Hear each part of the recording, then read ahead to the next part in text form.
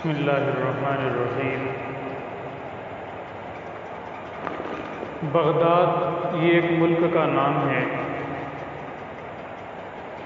اس Baghdad میں ایک عورت رہتی تھی۔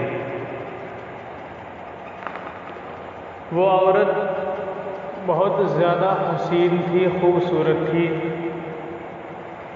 اور اس کے جو اٹھنے بیٹھنے کی جگہ تھی اور سونے کا جو پلنگ تھا جس پر وہ رات کو لیٹتی تھی اور دن میں بیٹھتی تھی، وہ پلنگ سونے کا بنا ہوا تھا۔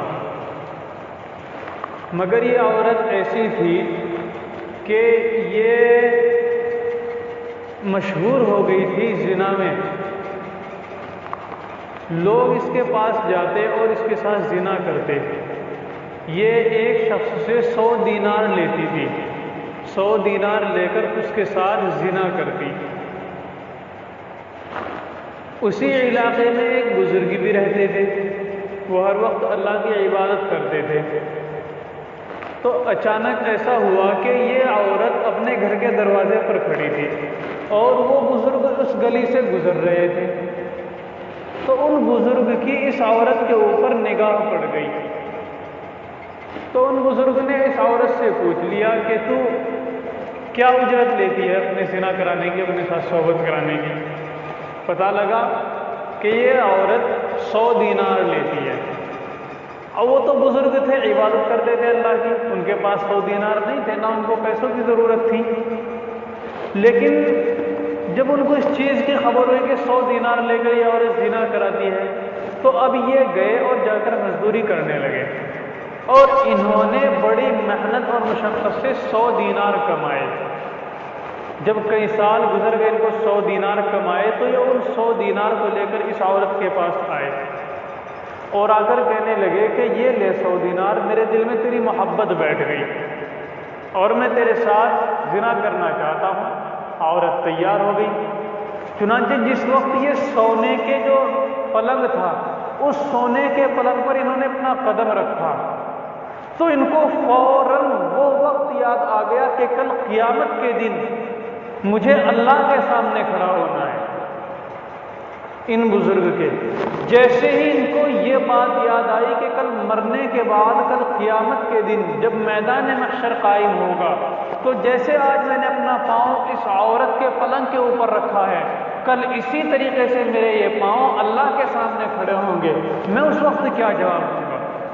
چنانچہ یہ بزرگ کانپنے لگے یہ بات سوچ کر اور رونے لگے۔ وہ عورت کہنے لگی کہ کیا بات، تیرے اور میرے درمیان تو کوئی ہے ہی نہیں، اپنا کام کر گزر۔ تو ان بزرگ نے یہی بات اس عورت سے بھی کہہ دی کہ کل قیامت کا جب میدان محشر قائم ہوگا تو اس وقت اللہ کے سامنے کھڑا ہونا ہے، میں وہاں پر کیا جواب دوں گا؟ میں یہ نہیں کہہ سکتا کہ اللہ میں نے پورے سال کی پوری زندگی تیری عبادت کی، ایک مرتبہ تو میں نے زنا کیا، میں یہ نہیں کہہ سکتا۔ اللہ تعالیٰ میری اسی ایک مرتبہ زنا کرنے پر پکڑ کر لیں گے تو میں اس وقت کیا جواب دوں گا؟ یہ شخص، یہ بزرگ اتنا کہہ کر وہاں سے چل دیے۔ اب اس عورت نے ہاتھ پکڑ لیا، کہنے لگی کہ اچھا ایک کام کر لو کہ مجھ سے شادی ہی کر لو۔ بزرگ نے کہا کہ نہیں، میں شادی بھی نہیں کروں گا تجھ سے۔ اب اس عورت نے ہاتھ چھوڑ دیا، پھر کہنے لگی کہ اچھا اگر میں تمہارے پاس آ جاؤں، جس جگہ تم رہتے ہو اسی جگہ اگر میں آ جاؤں، وہاں جا کر اگر میں پہنچی تو شادی کر لو گے؟ تو بزرگ نے کہا کہ ہاں ایسا ہو سکتا ہے۔ چنانچہ یہ بزرگ اپنے گھر پہنچ گئے، چادر لپیٹے اپنے جسم پر اپنے گھر پہنچ گئے۔ ادھر سے یہ عورت، اس نے بھی اب توبہ کر لی۔ اب تک تو یہ زنا کراتی تھی 100 دینار لے کر، لیکن ان بزرگ کی اس بات کو سننے کے بعد اس عورت نے بھی توبہ کر لی اور کہنے لگی کہ اللہ آج تک میں نے جتنے گناہ کیے ان گناہوں کو تو معاف فرما، آئندہ میں ایسا گناہ نہیں کروں گی۔ یہ عورت یہاں سے چل دی اور یہ پتہ کرتے کہ فلاں بزرگ کہاں رہتے ہیں، ان کے گھر کے قریب پہنچ گئی۔ جس وقت یہ عورت ان بزرگ کے گھر کے قریب پہنچی تو لوگوں نے خبر دی کہ اے بزرگ، اے عابد، تیرے گھر فلاں عورت آ رہی ہے، وہ تو ہر وقت زنا کرتی تھی، وہ تیرے پاس کیوں آ رہی ہے؟ وہ تیرا ہی پتہ پوچھ رہی ہے ہر کسی سے، ایسا کیا ہوا؟ تو ان بزرگ نے گھر سے باہر نکل کر جھانک کر دیکھا تو جیسا ہی ان کو آتی ہوئی وہ عورت دیکھی تو انہوں نے ایک لمبی سانس بھری اور لمبی سانس بھر کر کلمہ پڑھا اور اس دنیا سے رخصت ہو گئے۔ اس ڈر میں رخصت ہو گئے کہ یہی عورت تھی جس کی وجہ سے میں زنا پر تیار ہو گیا تھا۔ لیکن اب وہ عورت بھی ان بزرگ کی شکل کو دیکھ کر اپنے گناہوں سے توبہ کر چکی تھی، اور جو کام اس کا تھا، جو دھندا اس نے شروع کر رکھا تھا زنا کا، اس سے توبہ کر لی تھی۔ اب جیسا ہی وہ عورت قریب آئی تو کہنے لگی کہ یہ تو میرے آنے سے پہلے ہی مر گئے، مجھے تو ان سے شادی کرنی تھی۔ لیکن اس عورت نے توبہ کر لی تھی، وہ اب اللہ کی ولی بن چکی تھی۔ جس طریقے سے یہ بزرگ اللہ کے عابد تھے، ہر وقت اللہ کی عبادت کرتے تھے، اب اس عورت کے دل کی بھی کیفیت بدل چکی تھی، یہ بھی اب اللہ کو تلاش کرنا چاہتی تھی۔ تو یہ کہنے لگی کہ اے لوگوں، میں اس بزرگ سے شادی کرنے کے لیے آ رہی تھی، لیکن یہ شادی کرنے سے پہلے اللہ کو پیارے ہو گئے، کیا کوئی ان کا قریبی رشتہ دار ہے جس سے میں شادی کر لوں؟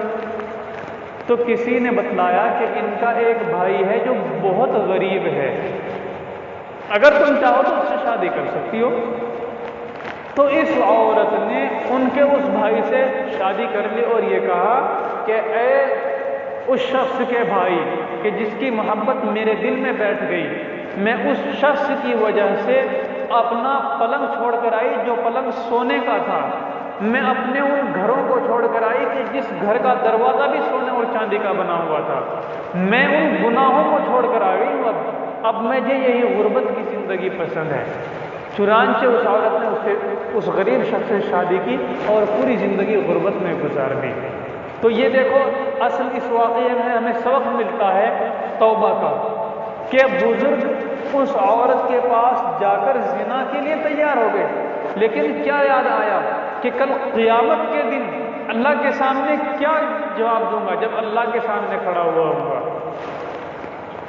تو یہی بات ہمارے سامنے پیش آئے گی، ہم مر جائیں گے، آج ہم زندہ ہیں، زندگی میں ہمارے اوپر جس کا جو حق ہے ہم اس کا وہ حق دے دیں، ہم اس کا وہ حق پہنچا دیں، ورنہ کل قیامت کے دن ہمیں بھی اللہ کے سامنے کھڑا ہونا ہوگا، وہاں پر ہم کیا جواب دیں گے یہ ہمیں سوچنا ہوگا۔